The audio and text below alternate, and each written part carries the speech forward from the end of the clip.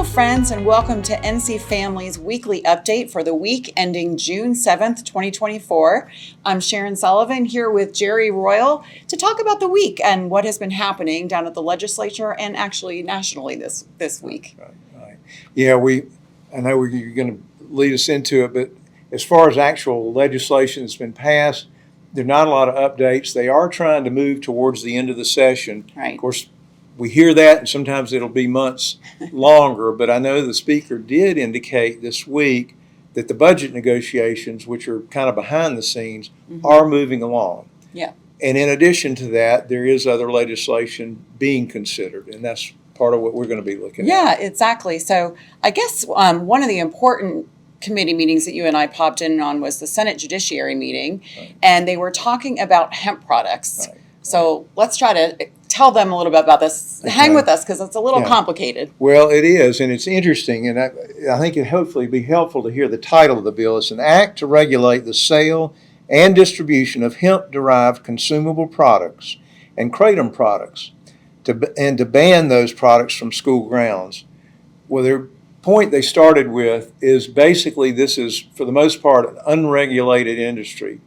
People don't know actually what is in a lot of the products that are being sold that are hemp derived. Right. And so this bill goes into a lot of detail, actually list 100 different items as far as requiring that everything be tested so that people can know what is actually inside these products. Right. Because that's not the case now for No, many. not at all. And they're even marketed towards children with Right. their packaging, and they're not resistant to children being able to open them. And so they have been reporting that they're seeing children entering into the hospitals in bad states, having ingested some of these things or Right. smoking some of these things. And as a nurse, I can attest to that. I have actually seen it in the emergency room, and even for people that are admitted when they've ingested some of these products. Yeah. So the goal overall, what they said, if I understand correctly, is that because it's unregulated, the goal of this bill is to regulate these things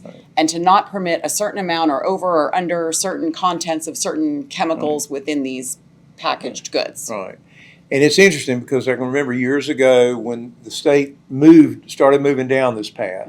I think they basically had a regulation on the THC content saying it had to be that 0.3% was the limit, had to be under that. And they were related to cannabis and marijuana. All of this now has developed because once hemp itself was legalized, as long as it came under that limit, that people thought, okay, these products are out there. Well, all of a sudden, as you say, Sharon, we're seeing the results. Not to get too much in the details, one member shared in their district on one day, 13 children came to the hospital in, I think what he described, to the emergency room in a catatonic state. And you're thinking, that's just one situation. Right. And apparently, and then another one mentioned again, I think a helpful detail, in his district, there were 68 of these businesses around schools in That's his just district. incredible. That's just such a high number. So it's good that the legislature is saying, wait a minute, we've got a situation that needs to be addressed. And again, it's getting back to the point of government. It's to restrain harm, restrain evil, encourage what's good. Well, we're seeing some harm in this area that thankfully the legislature is trying to address. Yeah, it's we're very hopeful that this is a step in the right direction. I think there's a tendency that I would sometimes have personally as a mom to just be like, why do we have any of this stuff at all? Right. But they're trying to say it's already out there. There's so much of it. How do we rein it in a little bit? Right. And one member did make an interesting comment. She said, when a kid goes in to buy something off a shelf, they automatically assume it's safe. And I think we all do. Right. We all go in. We have organizations in place to protect us from bad things on the shelves, and these are not regulated. So So the last note on that, along those lines, they're saying nobody, as far as under 21, would be could legally purchase these products, and that none of these products would be allowed in schools. Right. So they're trying to address this. And I know the other thing we were going to talk about today, as far as not legislative action, This is a bill that will be coming back up next week. It was mainly for discussion this week. They said this is version number 15 they're looking at, so they're working hard on this. It's a lot. But that's coming back up next week. But actually, it's something else I know happened this week. That you want to... Right, yeah. So we had told all of you before through some stories and even on the videos that there had been some rulings regarding the mifepristone abortion drug, the chemical abortions. There was a U.S. district judge, Catherine Eagles, had done a temporary injunction back in April, and we'll link the story back for that again, where she had said that some of the laws that were in place to protect women and their unborn babies were not able to stand because the FDA had already looked at those, even had some of them in place, and had deemed them unnecessary. And those included only allowing physicians to order the medication. They're now saying that that is not standing, that you will be able to go see a nurse practitioner or a physician's assistant to get the medication. They are also no longer going to require that the medication be dispensed and administered in person. Used to be that you had to take the medication 3 days later after your consultation. You'd return after 72 hours and take the medicine in front of the physician. Now they'll be able to order them to pharmacies and take them at home, which is just not great for safety. And also just for making sure that the drug is the right drug for the right person at the right time, which is a big thing in healthcare. Also requiring the scheduling of an in-person follow-up appointment. They will not have to do that anymore. You'll just be able to take the prescription, get it filled, take it, and go home and not follow up. And also that they will not have to report non-fatal adverse events from the mifepristone to the FDA. That's what they wanted. So those were all things that have been in legislation that the judge has stricken. Right. It's interesting too, I know just as a side note on this, and I think we've mentioned this before, we're currently in the process of waiting on a decision from the U.S. Supreme Court. Because what did happen, as you mentioned, Sharon, the FDA started in 2000 when this medication first, these chemicals were first put out, had all these restrictions. And then over time, they eliminated some of them. Well, Alliance Defending Freedom and others were challenging the fact that these protections for health had been changed and had been changed without doing proper research to make those changes. Right. So anyway, we are in the process of waiting for that U.S. Supreme Court ruling. So it's, to me, a bit puzzling that a district court judge would come out with a ruling like this. Right. But that's reality right now for North Carolina as far as changing what has been helpful in, again, protecting women and unborn children's health. Yeah.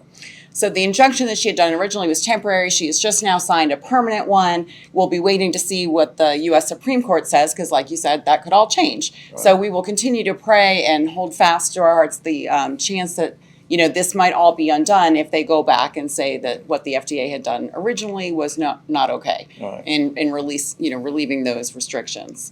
I think also left some. On the positive note, she did not strike. I mean, because North Carolina has a lot of good provisions in place, and there's some that still remain. Right, correct. So there'll still be an in-person advanced consultation. You'll still have to go in and do your consent in person, and then wait the 72 hours before taking the medication. They will still be using an ultrasound machine to verify the pregnancy, where it is and what age it is. They'll be doing an in-person exam, including blood typing, to make sure that for future pregnancies that the mom will be able to carry future pregnancies. And then they will require adverse event reporting to the state health department. So it won't be going to the federal level, but at least to the state. And that's a good place to start. We need to know when bad things happen, because with these drugs specifically, there are things that, because we only have to report to the FDA when someone dies, there's all kinds of things that can happen, from minor things to very serious things without death, like hemorrhaging and infection. And so we want to make sure that those are still getting reported to somebody. Well, in a bigger context, too, to mention on this, Sharon, something that's troubling that's come out in recent news, the abortion numbers for North Carolina. And sadly, I mean, they don't come out officially until a year or more later. Right. The 2022 numbers have come out, moving up, if I remember right, from close to 32,000 up to 40,000 abortions. And to the point of chemical abortions, the numbers had been around 60, over 60%. Apparently, they're now approaching close to 70%. That's some other information that's come along with these new numbers. The other troubling aspect is now with North Carolina already being, in a sense, a destination state because of the southeastern United States. All the other states have much stronger pro-life provisions for the mother and the child. So people would already be inclined to come here. This ruling, unfortunately, opens the door even more. Sure. Yeah, because no one will have to come back two or three times. You know, they'll come to North Carolina that one time, then be able to get the prescription filled and take it at home. So, yeah, it might further cement us as a destination state, which, of course, we don't want, but we'll continue to pray. Right. And this is what I know we wanted to share as we were talking about this before we started sharing with you all today is, you know, the laws are important, and obviously that's why we're involved. That's why we appreciate your involvement. The laws do help restrain, but the reality that we're seeing is, and we all know this, ultimately what needs to happen is God changing people's hearts and minds. We're seeing that even in the midst of these restrictions, the abortion numbers have continued to go up. Even after Roe versus Wade was overturned, we've seen the 7 states that have voted on whether to protect life or abortion, and they voted to protect abortion. It's all very troubling, but it's all a reminder to us that we need to stay, and as you just said, we need to continue to pray, one for the elected officials, judges, and for legislators, but most of all, that God would work in every person's heart and mind to see what His plans and His purposes are for life. And for Him to be glorified. In all these situations, whether it's these products that are being sold now or these chemical abortion, we want laws to help people, guide people to good decisions, but it's ultimately hearts and minds. So we continue to encourage you and thank you for working and praying together with us. Yes, thank you so much, and we will keep you abreast of all of the situations down at the General Assembly, and we appreciate your support and prayers. Have a great weekend.